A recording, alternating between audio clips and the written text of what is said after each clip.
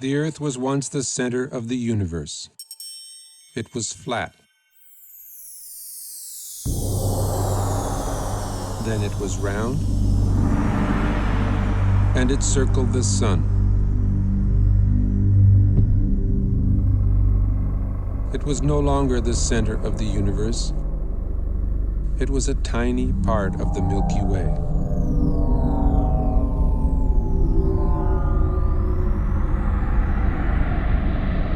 The Milky Way was the only galaxy, except it wasn't. It was only one of billions of galaxies floating in space without end.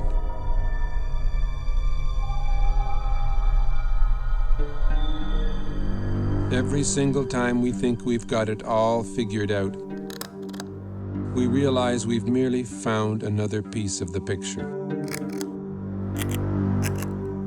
It is a big picture. With many pieces.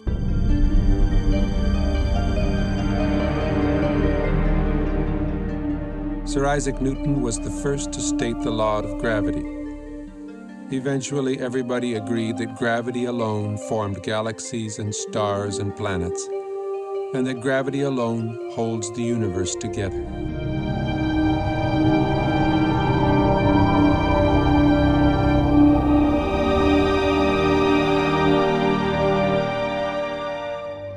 Then we discovered a force 1,000 billion times more powerful than gravity.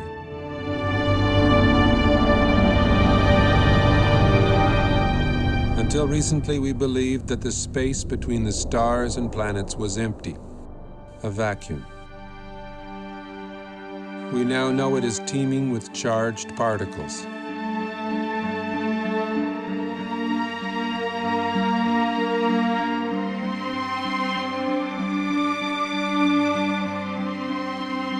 We see glowing electric filaments spanning millions of light years. We see stellar and galactic formations shaped by magnetic fields.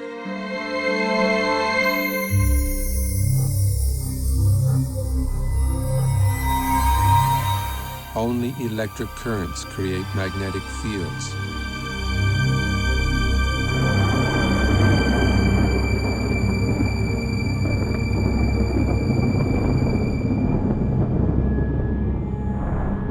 It is possible that the predominant force in the universe is not gravity,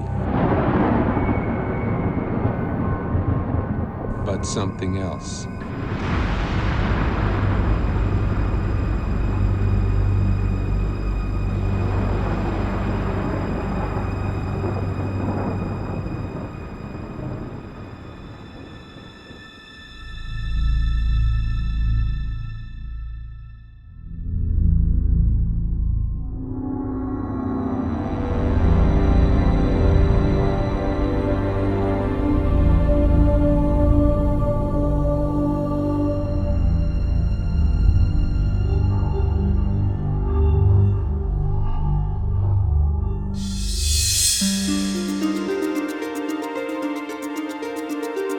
Recent discoveries in space have amazed and perplexed astronomers. Current popular theories in the sciences can neither predict nor explain the phenomena we are now observing.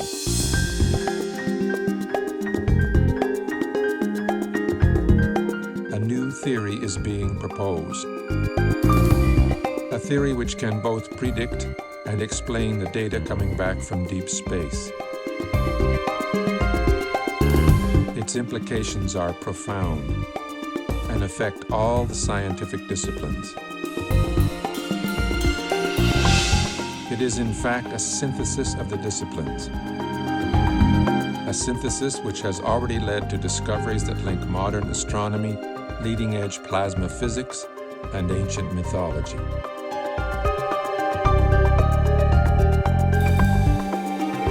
The electric model offers us a new interpretation of the workings of the universe, the history of our solar system, and even human history.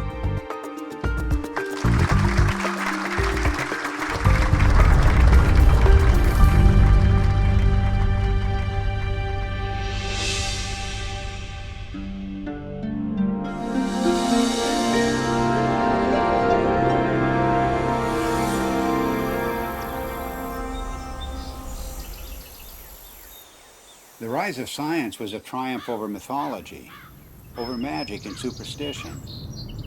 That's why the word science today implies reliability. The word myth means fiction, not true.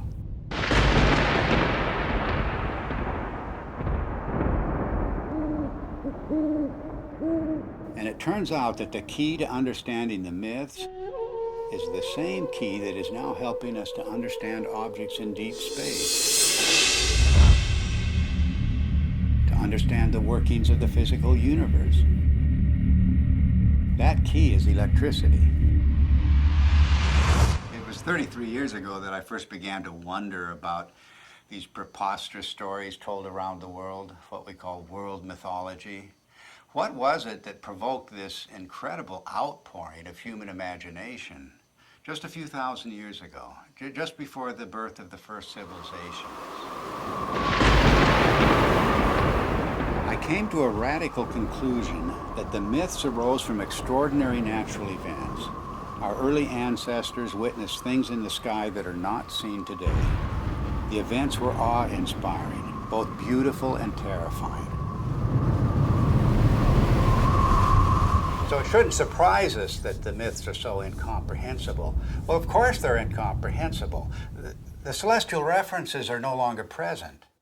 It was in 1994 that I was invited to come to the US to attend a conference which was dealing with the possibility that the ancient sky, as witnessed by our earliest forebears, was different to the one we see today. I'd been interested in this kind of idea because it could only be explained in terms of electromagnetic influences within the solar system. So it came as a bit of a shock and a surprise to see David Talbot showing slides at one of the sessions at the conference, which I recognized immediately as being similar to those of electric discharges in the laboratory.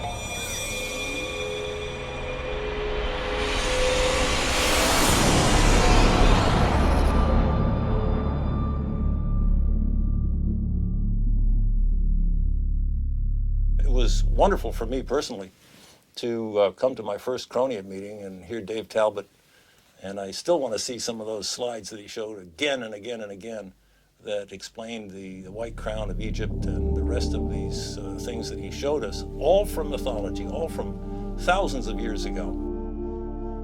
These things clearly were seen by civilizations that never talked to each other from the far corners of the earth.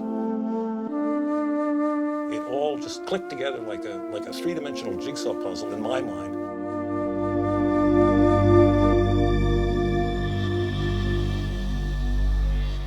A breakthrough for me came when I realized that many different cultures spread around the world use different words, different symbols, different myths to describe precisely the same formations in the sky. The Ouroboros, or celestial serpent biting its tail, for example, occurs on every habitable continent, but it has no ties to the world we now observe. Like all of the archetypes, it is part of an alien sky. A cosmic column rising to the center of the sky, holding aloft the wheel of heaven. And much more than a wheel, because this was the revolving cosmic temple, the city of the gods, the kingdom of heaven, always resting on the cosmic column.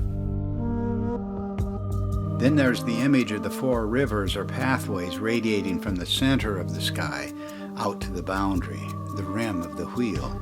The simplest forms lead you invariably to the full story of world mythology. The hero's journey unfolds as the story of the wheel's axle.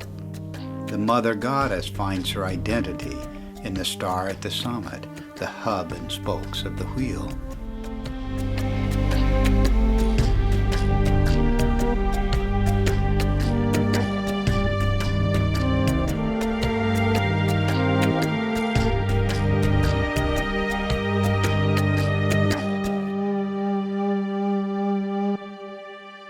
From childhood on, I've always had a deep interest in mythology, and I remember that as a child I was trying to draw up genealogies of the gods as provided in Greek mythology, and I soon found out that it didn't work, nor did anything else in mythology seem to work. There was no singular fitting explanation that would make sense of these stories. So I basically laid this whole subject to rest, and I didn't look at it for many years. Until I came across the work by Dave Talbot and Everett Cochran mainly, whose articles were real eye-openers for me. And as soon as I began to read these articles, it became clear to me that we were really looking here at a very important key to the unlocking of myth. And the recent findings provided by plasma physics are capable of providing that key. Based on the results we have seen so far in Dr. Perret's investigations with petroglyphs, which he matched successfully to laboratory experiments involving plasma, it has now become crystal clear and I think undeniable that the morphology of plasma as it manifests itself both in the laboratory and in space can account successfully for the major themes in mythology. To find the true meaning of the myths, we follow a forensic approach. The purpose is to expose the points of agreement between the different cultures, because here at the level of the archetypes, everything is unified. There are no isolated themes of myth at the level of the substructure. This is like a holograph. Follow one archetype and its links to other archetypes, and you will find one story told around the world.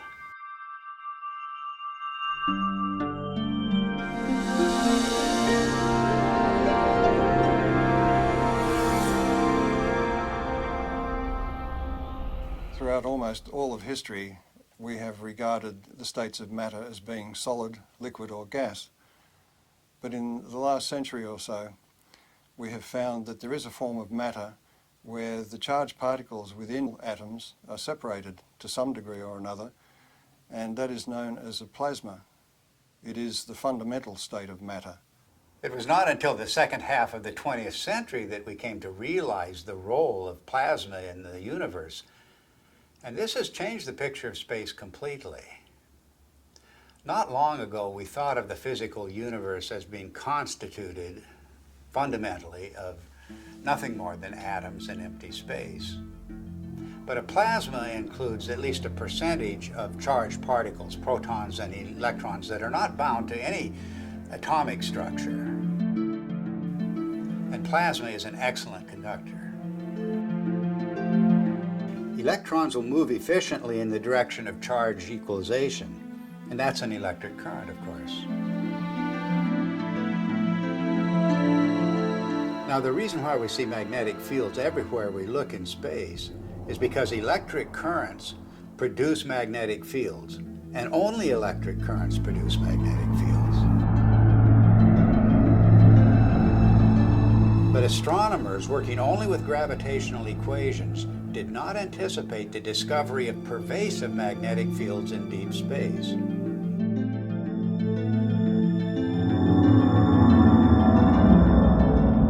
Electric currents also account for the abundant filamentation of space plasma. First, the electric currents produce the magnetic fields. Then these fields confine the electron flow to narrow paths. Such current paths or filaments are called Birkeland currents, named after the pioneer Christian Birkeland. They are typically braided just like the twisted wires of transmission lines on Earth. Well, that's their role in space, to conduct electricity across vast distances, creating the astonishing structures we observe in every direction. None of these structures were anticipated by gravitational theory, and none are indicated by the behavior of neutral gases in a vacuum. In any theory of the universe, plasma is extremely important because it has been found since the space age that it makes up 99.99% of the visible universe. So our inexperience with it on the Earth's surface is rather crippling when it comes to trying to decide on a cosmology to explain the visible universe.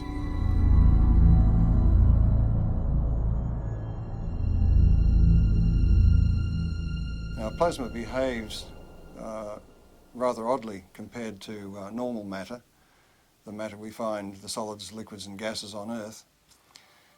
If you look at a novelty plasma ball, you will see that it forms these bright filaments that dart all around inside the globe. And if you look closely at them, you'll see that they're actually twin filaments twisted together. In other words, nature finds it efficient to be able to transfer energy over a distance by twisting two pairs of filaments together. And this is a characteristic of the way plasma carries electric currents in space.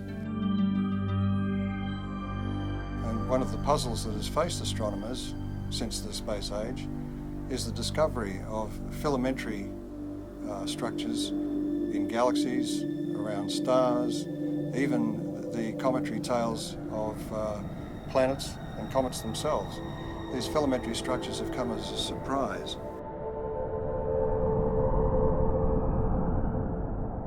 We now have plasma physicists who are doing important experiments in laboratories around the world, and one of the virtues of plasma experiments is that they can be scaled over an enormous number of magnitudes. In other words, a discharge phenomenon that may be seen in the laboratory that occupies only a few centimetres can be scaled up to the size of a galaxy, and you will see the same structures. Now, this introduces a new area into cosmology where we can do experiments on Earth which can verify our ideas, our theories about how the rest of the universe works. Some of the natural consequences of electrocosmology are the patterns that we see, both in the laboratory and in the sky. A very good example of this is the work of Dr. Anthony Peratt, who was a graduate student of the very famous Hannes Alfvén, who was really the father of electric cosmology. Peratt simulated on a supercomputer using just a cloud of electrical charges and a magnetic field, just using the laws of electrical science, not using anything to do with gravity.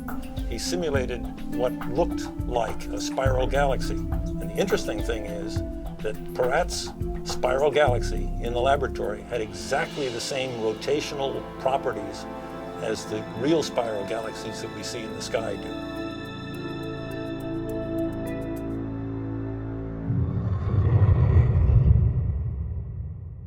Plasma was named by Irving Langmuir because of its lifelike qualities. In other words, the similarity to blood plasma gave rise to the term plasma now used in the sciences. Well, this has incredible meaning for us because of the nature of the metamorphosing. The God who is now an eagle, now a serpent or dragon, now a leonine figure with long flowing hair. These figures take on a whole new meaning when we can interpret them with the benefit of plasma science.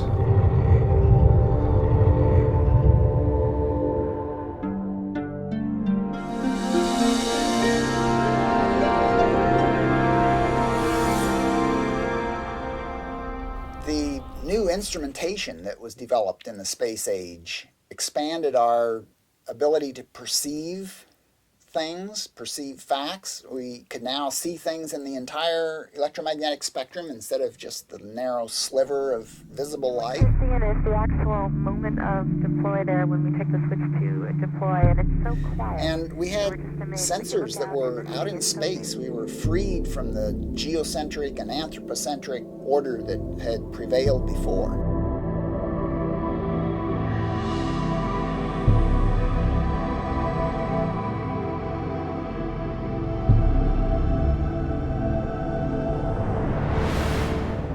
We've got a whole new universe, and the theoreticians are still trying to look at it through, a friend of mine says they're peering through the wrong end of the telescope and telling us what they imagine they see.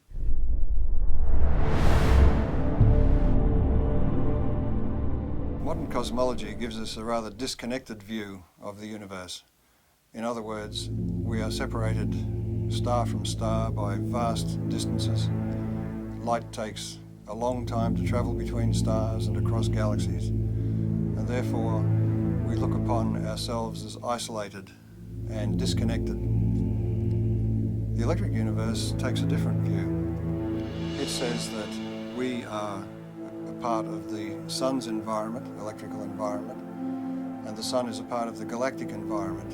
And the galaxy itself is strung, like all galaxies, on huge electric currents flowing through the universe.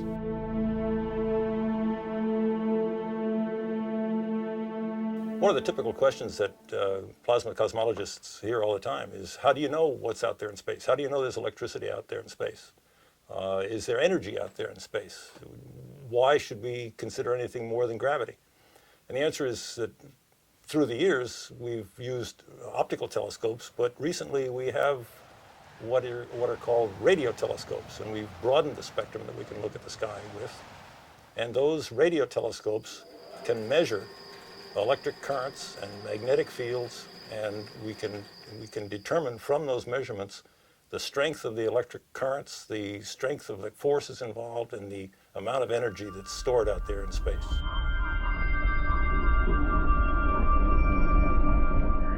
The two major pillars of modern cosmology are based on the theories of relativity and quantum theory, and yet, as Einstein himself noted, the two are incompatible. And that may be because the theories of relativity deal with matter as if its only consequence is the bending of space. The electric universe, on the other hand, deals with the electrical structure of matter at the subatomic level and then works its way up through living systems, if you like, planets, stars, galaxies, and the entire universe, and shows that it is the electrical structure of matter that forms the amazing shapes we see in deep space.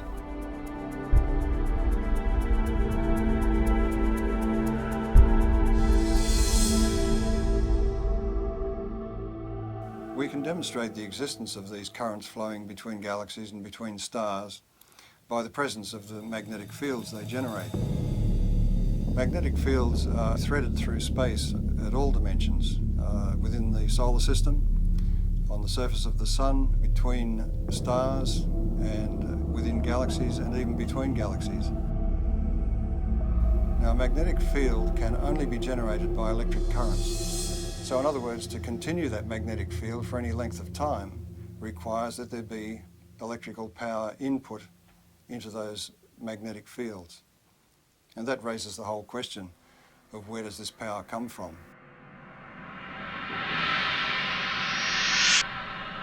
Modern cosmology is highly mathematical. In fact, we were joking before about the idea that the only people who understand cosmology are professional cosmologists.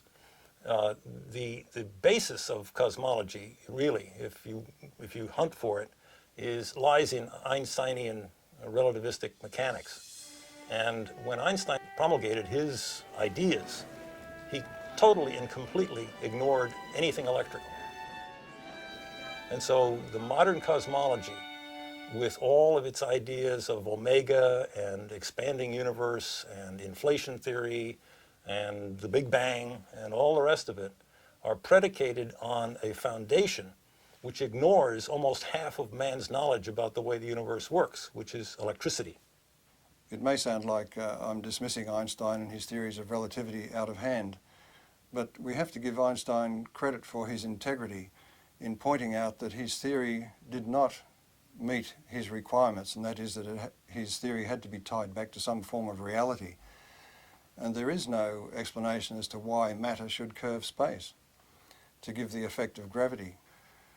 He felt that quantum theory, being a probabilistic theory, divorced cause and effect. And this is one of the things you cannot do in physics, is divorce cause and effect. Otherwise, you might as well give up and get a real job.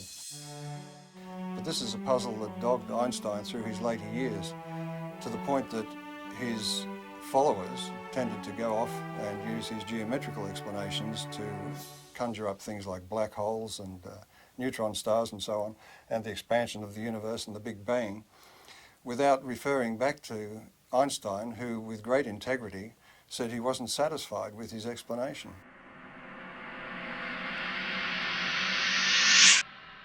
One of the problems faced by astronomers after the space age began was to explain the discovery of very concentrated outbursts of energy in deep space. And that meant for them, since gravity is the only driving force available to them, that they required an infinite concentration of mass, because gravity is an infinitely weak force.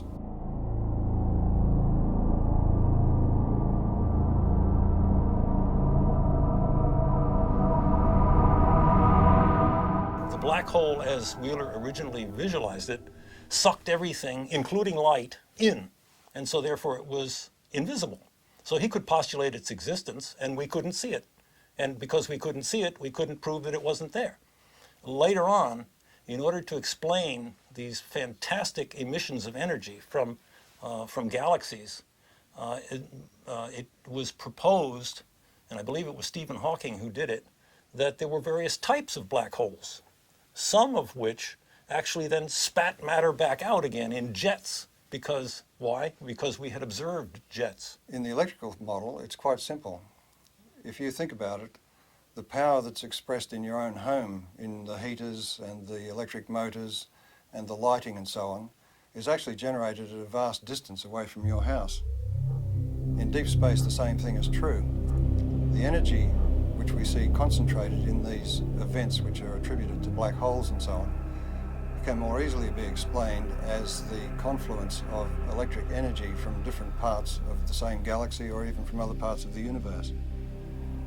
And it is this explosive release of energy which forms the vast jets that we see lit up and exploding from the centers of active galaxies. We also have observed double radio sources either side of galaxies. And that event was predicted by Hannes Alfvén, the founding father of modern electrical cosmology, and is still to this day unexplained by standard cosmology. One of the most interesting phenomena in the sky is the so-called pulsar. A pulsar is an object that is observed to put out pulses, both of light and radio activity, RF, in the RF spectrum. And those pulses are extremely rapid. They are something like milliseconds apart. So it's like a extremely fast strobe light. And thinking of a strobe light, astronomers immediately leapt to the lighthouse kind of analogy. Something that must be spinning around, a beam is going around, and it's going around so quickly that this thing goes flash, flash, flash. Well, once the repetition rate of the pulsars was observed to get up to in the millisecond range, that meant that this star that was putting out this beam of radiation would have had to be rotating at 300 times a second. And 300 times a second, we're talking about the speed of a dentist drill. So the astronomers decided, well, normal stars couldn't possibly rotate at that speed, and so they postulated the existence of what they called a neutron star. A neutron star is a star that is so dense that it holds together so well that it can indeed rotate at the speed of a dentist's drill. Well, the problem is that in nuclear chemistry, we know that you can't pack neutrons together that densely. They will all fly apart instantaneously. There's a principle called the island of stability in nuclear chemistry that absolutely prevents that. So here again we have the standard astronomers or astrophysicists going directly against another well-developed science. In the electrical model, however, there's a very simple explanation for pulsars. Everybody is familiar with the idea that the pulses can travel back and forth on electrical transmission lines. Such uncontrolled pulses, for example, were responsible for the famous Northeast blackouts. A similar effect can occur between two binary stars connected by a plasma. The two binary stars act like capacitors that store charge.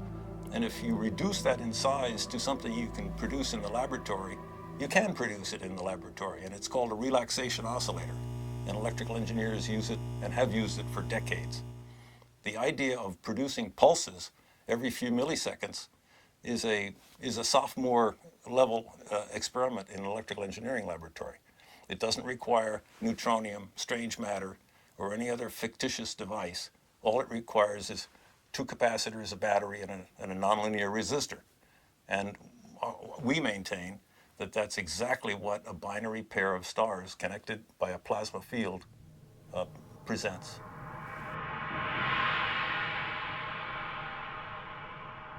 A typical ion in the solar wind, hydrogen nucleus, moving about 20 kilometers per second, which is relatively slow for the ions in the solar wind, in the magnetic field of the sun, experiences potentially magnetic forces that are something like 10 million times the strength of the gravitational force on that same ion from the sun.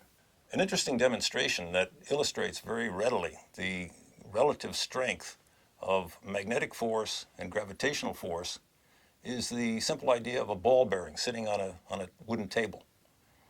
The entire mass of the Earth is pulling downward on that little ball bearing, and that's what prevents it from flying out into space. But a child can come along with a little horseshoe magnet and click, pick that ball bearing up instantly. The space age presents us with an interesting paradox. The technology of science is really quite extraordinary, and technology has taken us out into space, taken us to the moon, taken probes to distant planets, opened up whole new vistas in remote space with new telescopes and new ways of measuring what's happening in space. But the picture of theoretical science is much different. And many decades ago, assumptions began to crystallize in the theoretical sciences, beginning at the top, the queen of the sciences, as we say, which is cosmology.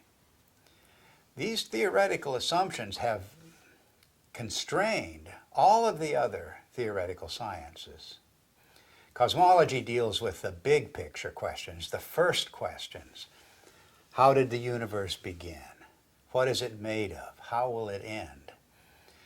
And so many popular theoretical constructs, from the Big Bang to string theory to dark matter and black holes, the formation of stars, formation of galaxies, all have arisen from assumptions first postulated by cosmologists.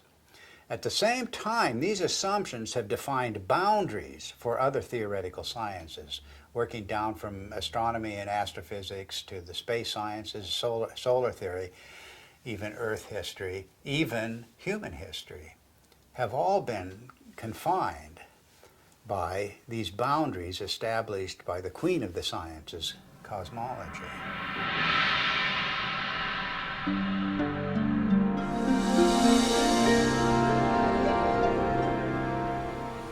The sun just dominates our sky as the source of light and warmth and life itself on Earth.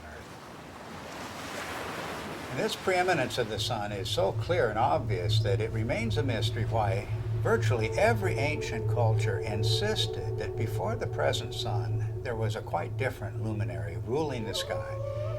The central sun, the superior sun, the best sun, the motionless sun. And all of these cultures, whatever may be the meaning of these traditions, are insisting that the sky has changed.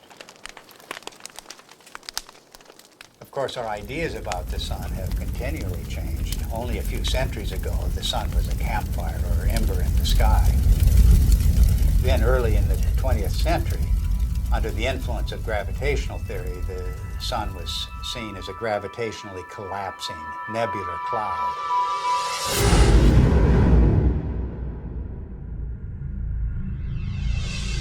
In the atomic age, astronomers began to visualize the sun in terms of a nuclear furnace hidden at its core. But now we're in the age of plasma science, with discoveries of the electric currents in space. And it's inconceivable that these discoveries would not change the picture of the sun again.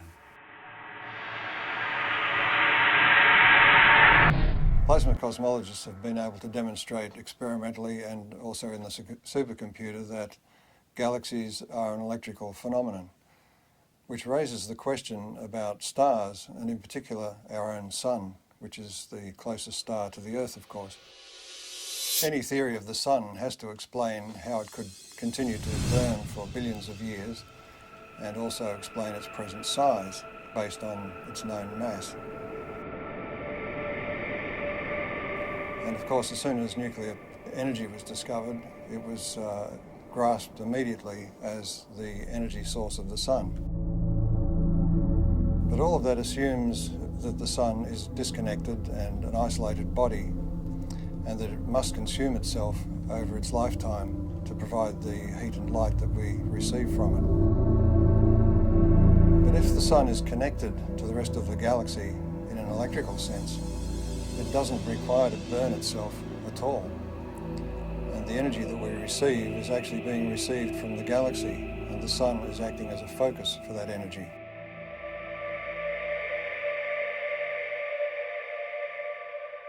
The sun is actually a fairly typical star. And so if we want to understand stars and cosmology, we really have to understand the sun. And the standard model of the sun, so-called, that astronomers are so very proud of these days, really doesn't explain very much about the sun. Why is there a corona in the first place? Everybody knows about the corona, the beautiful corona that we see during solar eclipses. Why is it there? It's clearly an electrical phenomenon.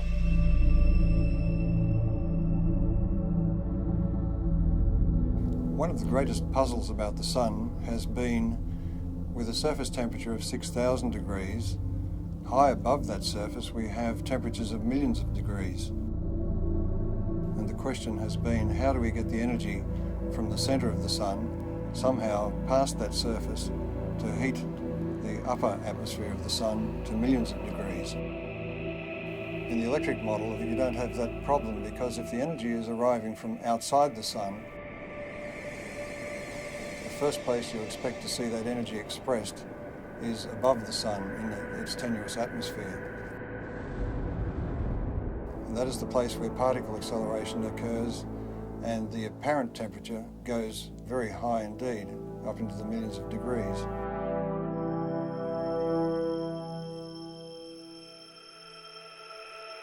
The fact that the particles in the solar wind accelerate, that is to say, increase their velocity with increasing distance away from the sun, the farther away they get, the faster they go.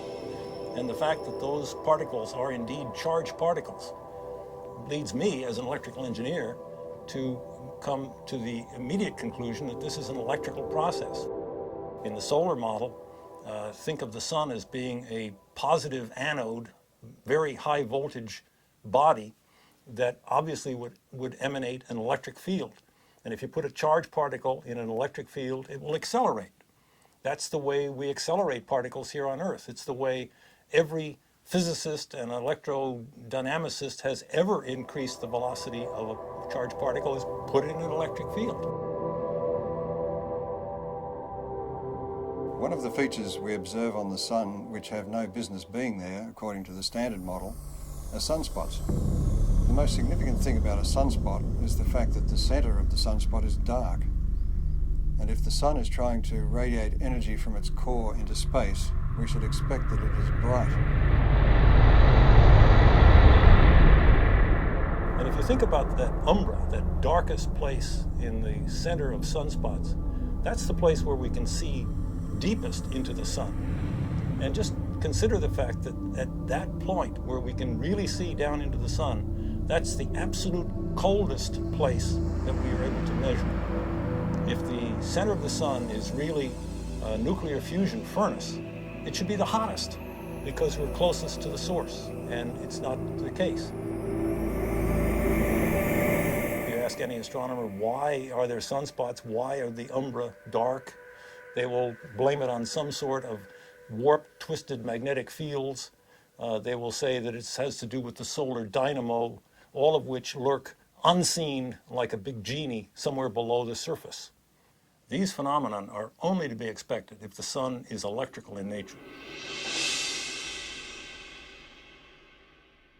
Astrophysicists make the claim that the solar fusion model has indeed been tested in the laboratory, and nothing really is further from the truth. Although each of the steps involved in the hydrogen to helium fusion reaction have indeed been verified experimentally, the overall experiment, the overall reaction, has never been produced in a continuous laboratory experiment. Continuous hydrogen to helium fusion has not been attained in the lab. The strength, in fact, of the electric cosmology is that indeed all of the mechanisms that the electrical people talk about have indeed been verified over decades, in fact, at least a century, in the laboratory. The plasma scaling is well known, and plasma and electrical experiments have verified every step of the way.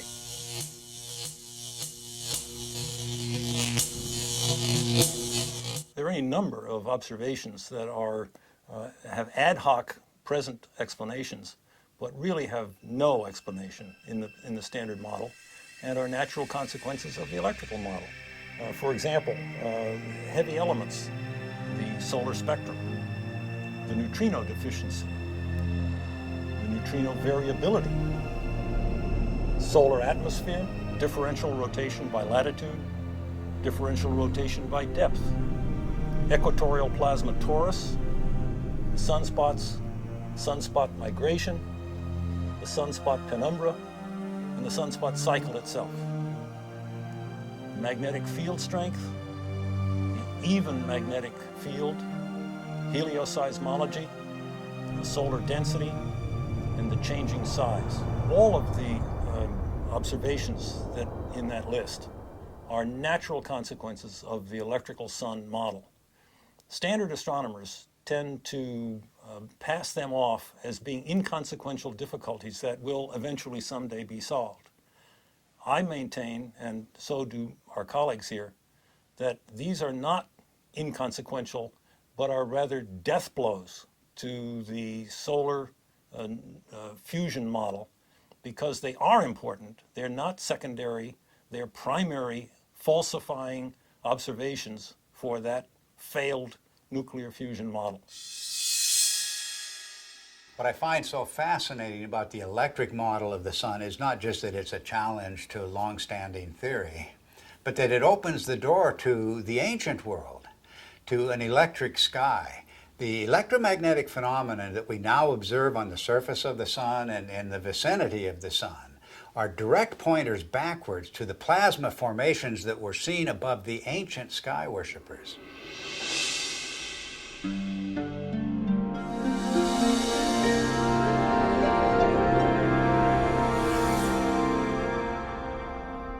Electrical currents in space can either be invisible or they can be visible. If they're very diffuse, in other words, there's very little energy per cubic meter, they will be invisible. But where that energy becomes concentrated, it will begin to glow. And we see this kind of thing in the ion tails of comets, for instance. Where the energy becomes very concentrated, we begin to see arcs and sparks, if you like. Electrical discharge phenomena.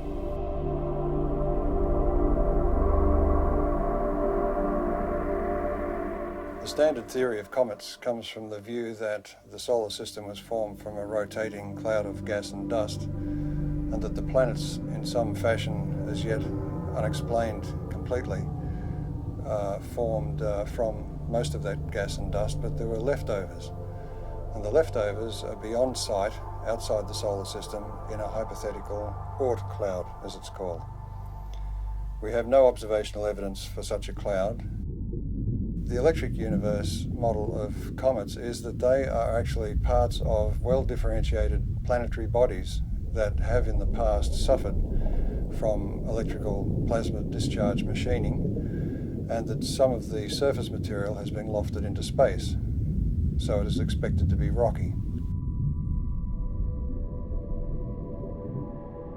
The second thing is that because comets trace an elongated orbit, both away from the sun and towards the sun, in that trajectory, its charge changes, its voltage changes. Since it spends most of its time in the outer solar system, the voltage that it has reflects the voltage in the outer solar system.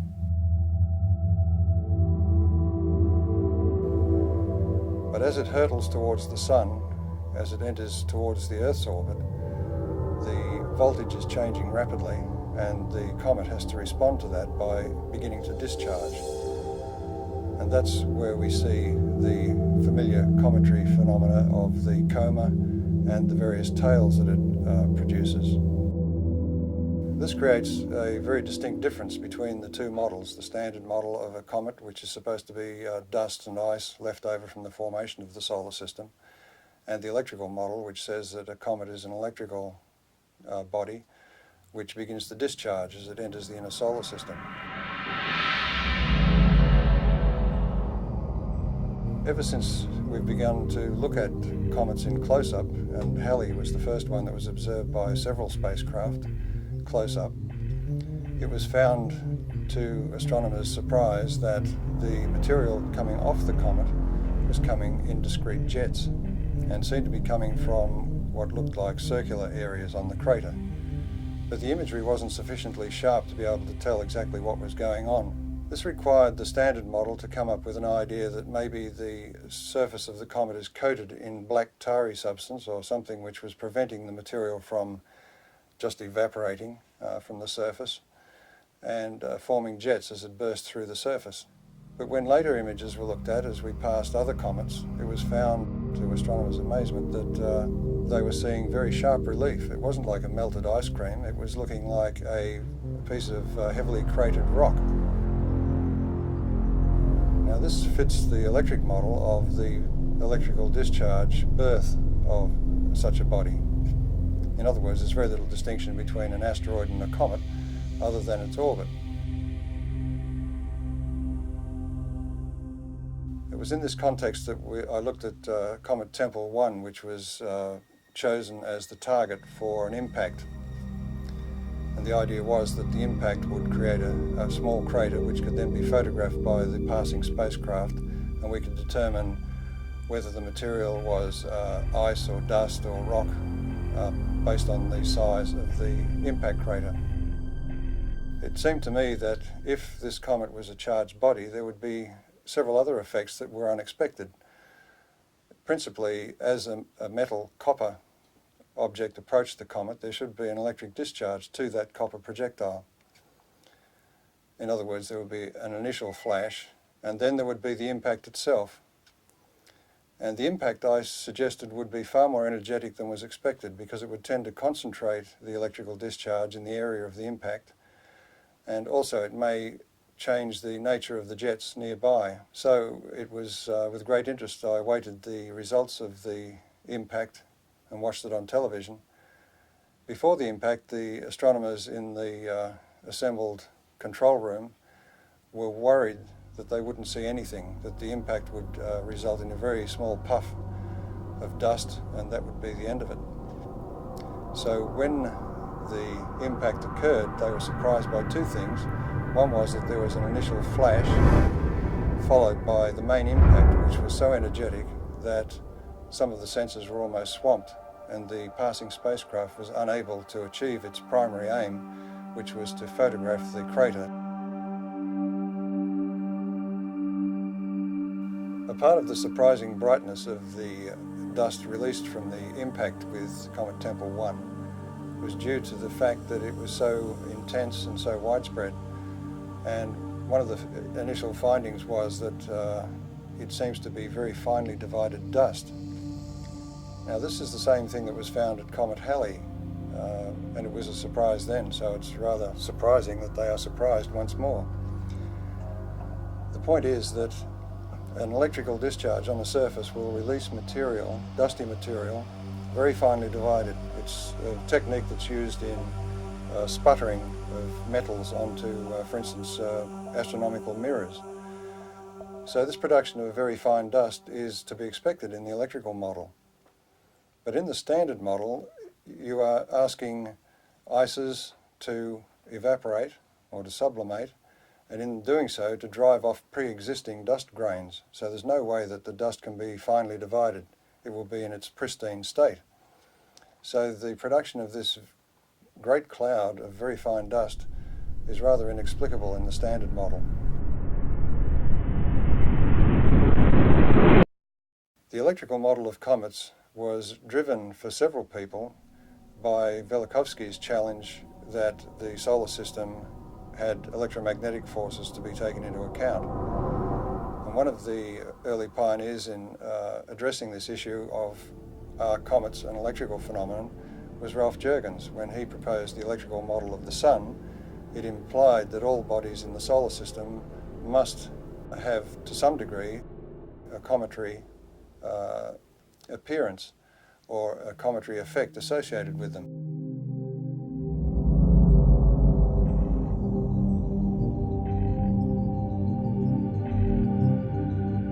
Ralph Jurgens, in his model of the sun, showed that bodies moving radially towards or away from the sun would experience electrical forces which could induce a cometary display, that is, a visible display.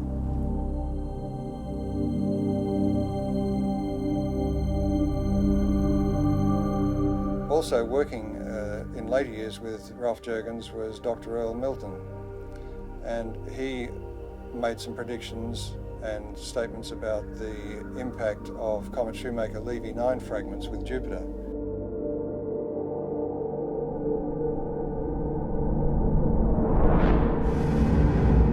And his view of the electrical nature of those impacts was also vindicated.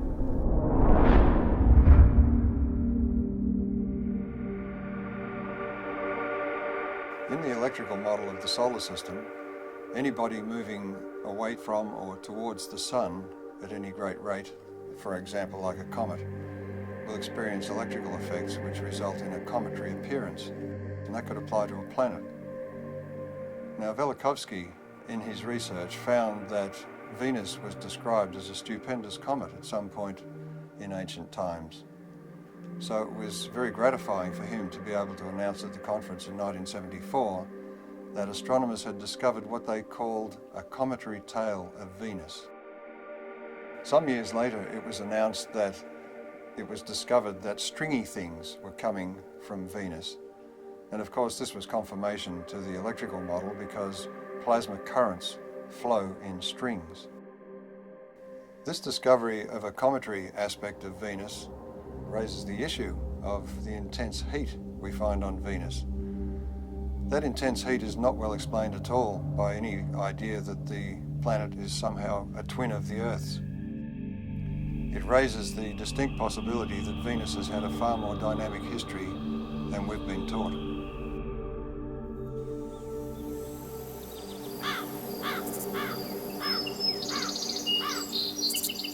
Our ancient ancestors were obsessed with the comet. Let the slightest wisp of a comet appear in the sky and all of humanity was thrown into terror. But why was this?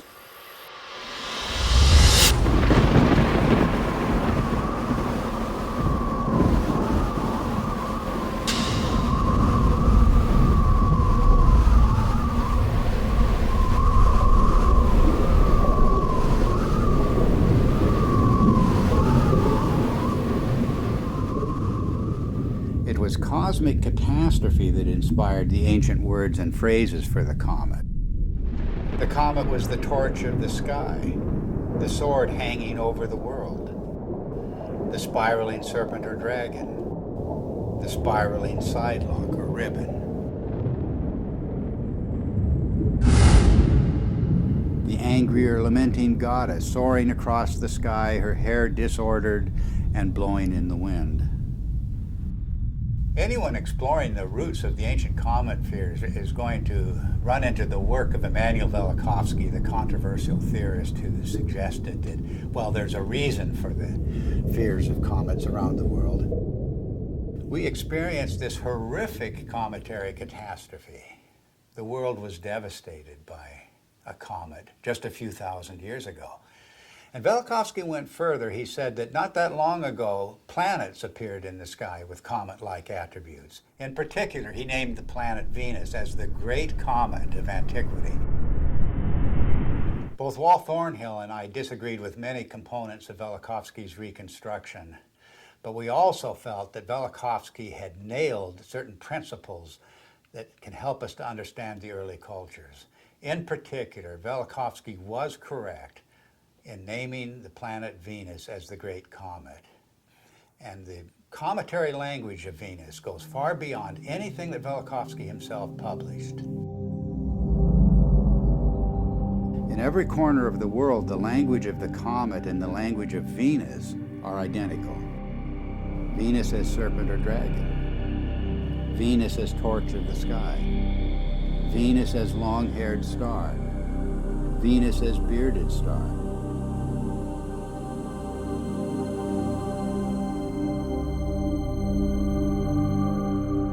The Sumerian goddess Inanna was identified as Venus. She was the Lady of Life. But in her terrible aspect, she became a dragon-like flame in the sky.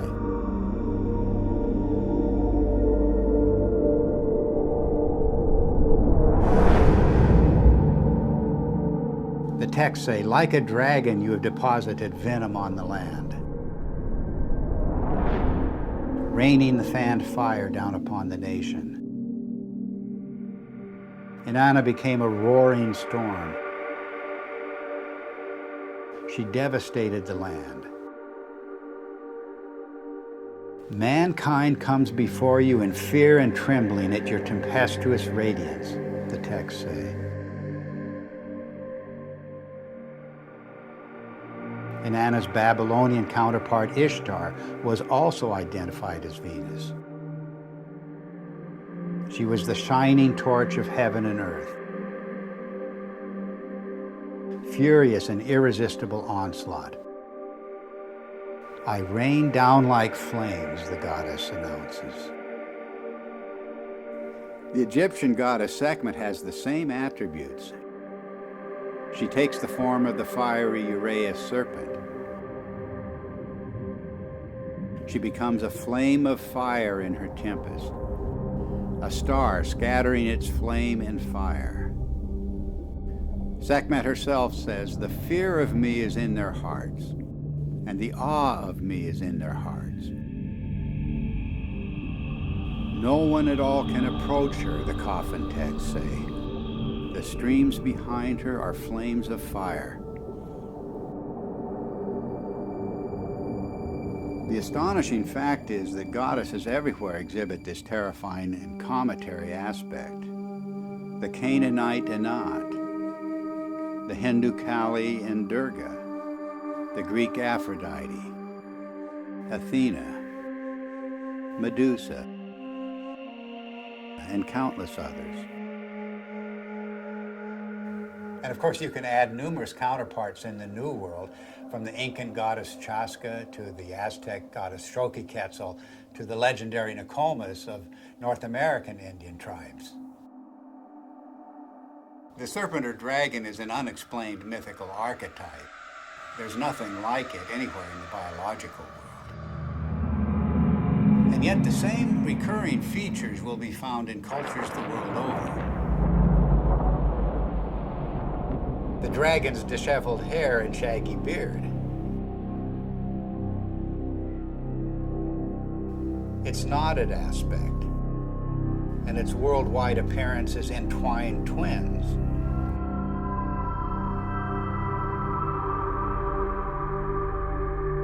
Its fiery or lightning-like emanations, and its effusive feathers.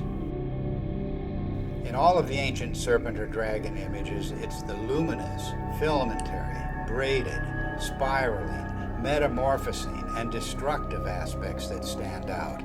The very traits of high-energy plasma discharge. The attributes of these mythic monsters remain unexplained only until we see the hairy and feathery attributes of the electric arc in the laboratory. We see precisely the same thing in enhanced images of the comet's tail. And we see the same thing in the comet-like discharges of distant nebulas. Gases in a vacuum don't behave this way, but electrified plasma does.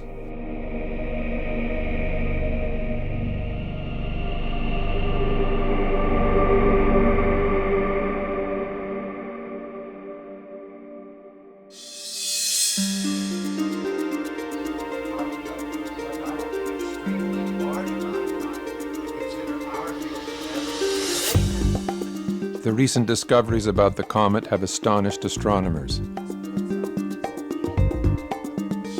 Extreme ultraviolet light, X-rays, supersonic jets, sharply etched surface relief, and cometary nuclei fragmenting explosively. No one expected such high-energy events.